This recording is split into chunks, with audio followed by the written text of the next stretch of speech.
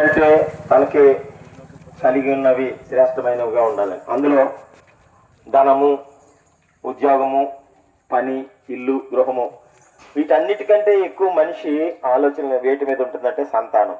ఆ సంతానంలో మగపిల్లవాడి మీద మక్కువ. మగపిల్లవాడు అంటే వంశాన్ని నిలుపుతాడని, అలాగా కొంచెం ఒక రకమైన అత్యాశక్తి, అభావం పిల్లల్లో ఉంటూ ఉంది, పిల్లలు కలిగిన వారిలో. అయితే అందులో భాగంగా ఇప్పుడు కొంతమంది ఆడపిల్లల కొరత ఉండటానికి కారణం కూడా మగపిల్లవాడు అని. ఎందుకని? ఉత్తర క్రియలకి చేస్తాడని. మగపిల్లవాడు అంటే కొంచెం ఇలాగ ఉంటుంది. మానవ తలంపులకి దేవుని తలంపులకి చాలా వ్యత్యాసం ఉంటుంది. అయితే దేవుని గ్రంథం లేఖనం సెలవిస్తూ ఉంది. యెషయా గ్రంథం 9వ అధ్యాయం 6వ వచనం దేవుని లేఖనం ఇలా సెలవిస్తుంది. ఏలయనగా మనకు శిశువు పుట్టెను, మనకు కుమారుడు అనుగ్రహించబడును, ఆయన భుజముల మీద రాజ్యభారము ఉండును. ఆశ్చర్యకరుడు, ఆలోచనకర్త, బలవంతుడైన దేవుడు, నిత్యుడగు తండ్రి, సమాధానాధిపతి, సమాధానకర్తయగు అధిపతి అని అతనికి పేరు పెట్టబడును. ప్రియమైన వారులారా, మనిషి ఆలోచనలు దేవుడు అంటున్నాడు, నా ఆలోచనలు మీ ఆలోచనలు వంటివి కావు అంటున్నాడు. ఎవరో ఎక్కడో లేదు అంటే దాని మీదే మనిషి ఆలోచన ఉంటుంది. ఈ భాగంలో, ఈ ప్యాసేజ్లో మనకు శిశువు పుట్టిన, కుమారుడు అనుగ్రహించబడెను. ఎవరికి కుమారుడు? ప్రపంచ మానవాళి అందరికీ కుమారుడు. అయితే మానవులు అనుకుంటున్న కుమారుడు వేరు, ఈ కుమారుడు వేరు. అందుకే దేవుని లేఖనం సెలవిస్తుంది, మీ ఆలోచన వేరు, నా ఆలోచన వేరు. కాబట్టి ఆడపిల్లల కొరత అయిపోతున్నారు. ఆడపిల్లల మీద చిన్న చూపు చూస్తున్నారు.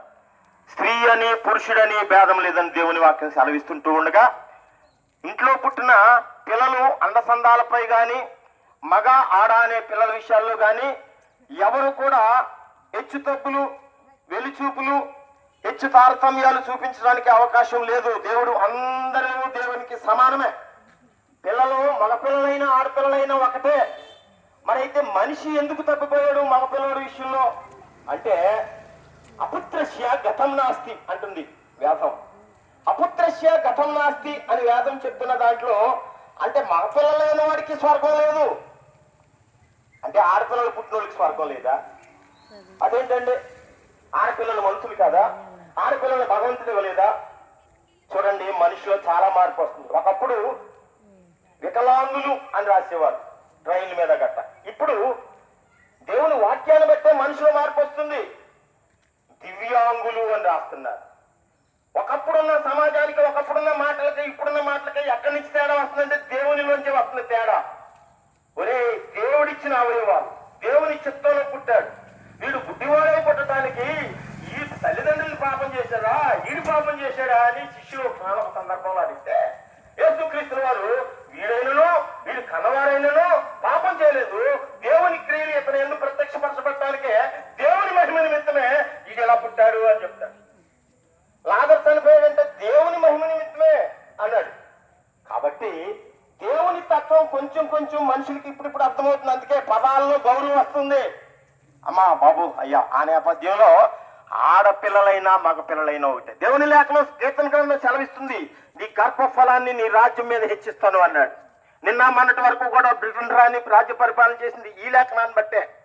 కాబట్టి ఇప్పుడు ఆడపిల్లలు పుట్టినా మగపిల్లలు పుట్టినా దేవుడు చెప్పిన కుమారుడు వేరు, ఆయన ప్రభు అయిన యేసుక్రీస్తుల వారు. దాంట్లో 6 విషయాలు ఉంటాయి. మొట్టమొదటిది కుమారుడు, అందరికీ కుమారుడు. ఏ కుమారుడు?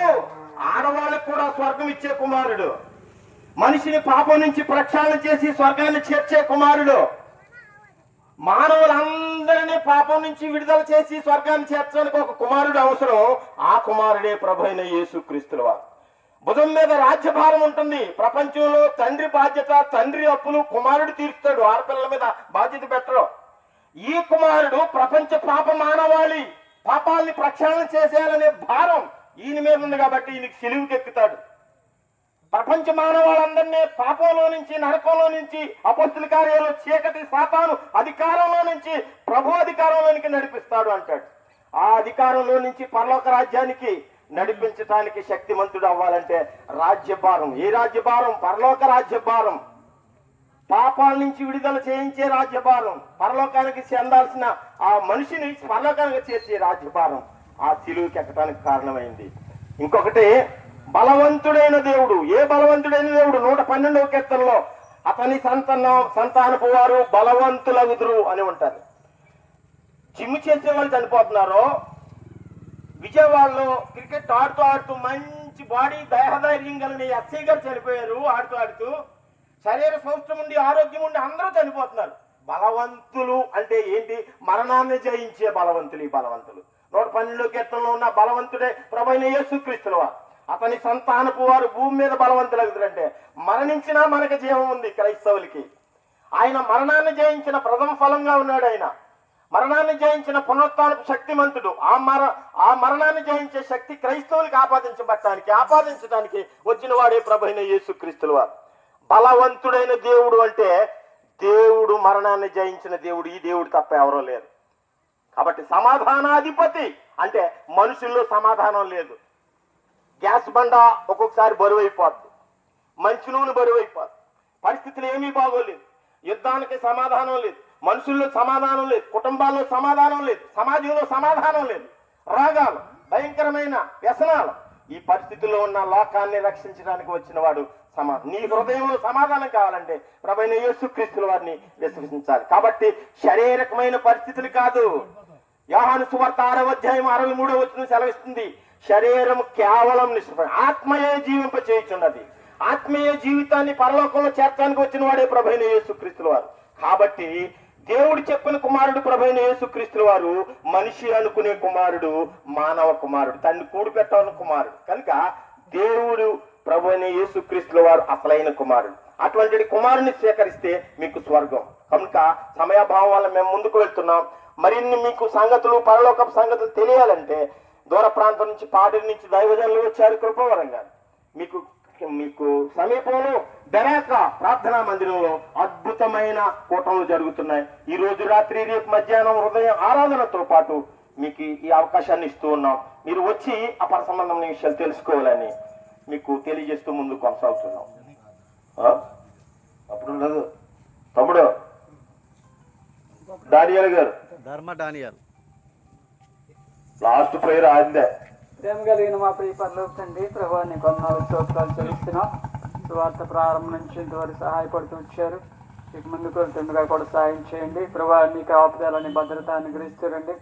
నిన్నటువంటి వాళ్ళ లోతైన కార్యం జరిగించి మిమ్మల్ని ఎరిగి మీ రాజ్యవాసులుగా చేయబడటానికి నీ కృపను సమృద్ధిగా అనుగ్రహిస్తురమ్మని మా ప్రభు మా రక్షకుడైన యేసునామం పేరట స్తుతించి ప్రార్థించి వేడుకొంచున్నాం తండ్రి. ఆమేన్.